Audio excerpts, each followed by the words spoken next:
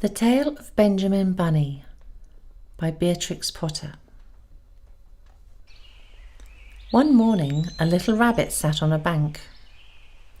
He pricked his ears and listened to the trick-trot of a pony. A gig was coming along the road. It was driven by Mr. McGregor, and beside him sat Mrs. McGregor in her best bonnet. As soon as they had passed, little Benjamin Bunny slid down into the road and set off with a hop, skip and a jump to call upon his relations, who lived in the wood at the back of Mr. McGregor's garden. That wood was full of rabbit holes, and in the neatest, sandiest hole of all lived Benjamin's aunt and his cousins, Flopsy, Mopsy, Cottontail and Peter. Old Mrs. Rabbit was a widow. She earned her living by knitting rabbit wool mittens and muffetees. I bought a pair once at a bazaar. She also sold herbs and rosemary tea and rabbit tobacco, which is what we call lavender. Little Benjamin did not very much want to see his aunt. He came around the back of the fir tree and nearly tumbled upon the top of his cousin Peter. Peter was sitting by himself. He looked poorly and was dressed in a red cotton pocket handkerchief. "Peter," said little Benjamin in a whisper, "who has got your clothes?" Peter replied, "The scarecrow in Mr. McGregor's garden," and described how he had been chased about the garden and had dropped his shoes and his coat.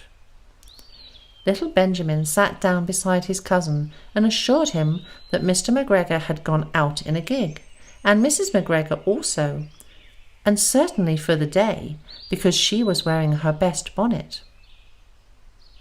Peter said he hoped that it would rain. At this point, old Mrs. Rabbit's voice was heard inside the rabbit hole, calling, "Cottontail, Cottontail, fetch some more chamomile." Peter said he thought he might feel better if he went for a walk. They went away hand in hand and got upon the flat top of the wall at the bottom of the wood. From here they looked down into Mr. McGregor's garden. Peter's coat and shoes were plainly to be seen upon the scarecrow, topped with an old tam-o'-shanter of Mr. McGregor's. Little Benjamin said, "It spoils people's clothes to squeeze under a gate.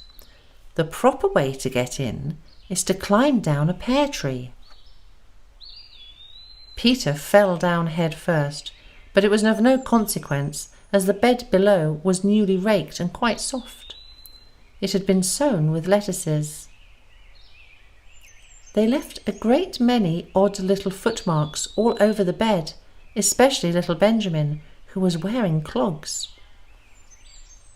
Little Benjamin said that the first thing to be done was to get Peter's clothes, in order that they might be able to use the pocket handkerchief. They took them off the scarecrow. There had been some rain during the night. There was water in the shoes, and the coat was somewhat shrunk. Benjamin tried on the tam-o'-shanter, but it was too big for him. Then he suggested that they should fill the pocket handkerchief with onions as a little present for his aunt. Peter did not seem to be enjoying himself. He kept hearing noises. Benjamin, on the contrary, was perfectly at home and ate a lettuce leaf.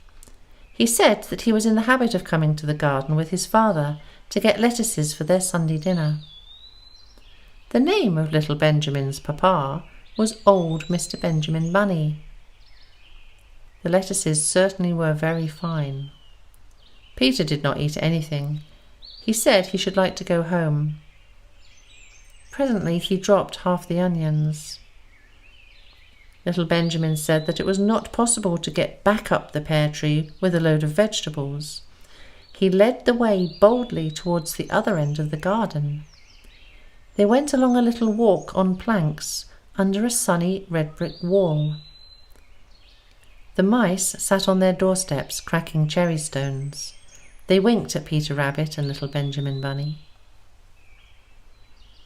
Presently, Peter let the pocket handkerchief go again. They got amongst flower pots and frames and tubs. Peter heard noises worse than ever. His eyes were as big as lollipops. He was a step or two in front of his cousin when he suddenly stopped. This is what those little rabbits saw around that corner. Little Benjamin took one look, and then, in half a minute, less than no time, he hid himself and Peter and the onions under a large basket. The cat got up and stretched herself, and came and sniffed at the basket. Perhaps she liked the smell of onions. Anyway, she sat down upon the top of the basket. She sat there for 5 hours. I cannot draw you a picture of Peter and Benjamin underneath the basket, because it was quite dark, and because the smell of onions was fearful. It made Peter Rabbit and little Benjamin cry. The sun got around behind the wood, and it was quite late in the afternoon, but still the cat sat upon the basket.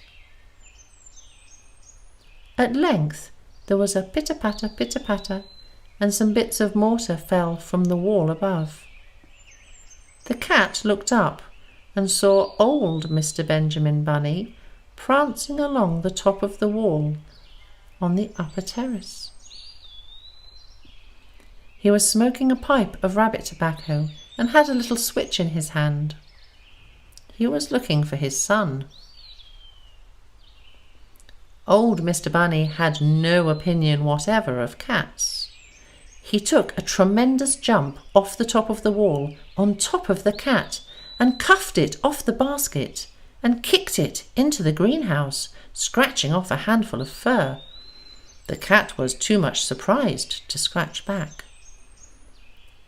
When old Mr. Bunny had driven the cat into the greenhouse, he locked the door. Then he came back to the basket and took out his son Benjamin by the ears and whipped him with the little switch. Then he took out his nephew Peter. Then he took out the handkerchief of onions and marched out of the garden.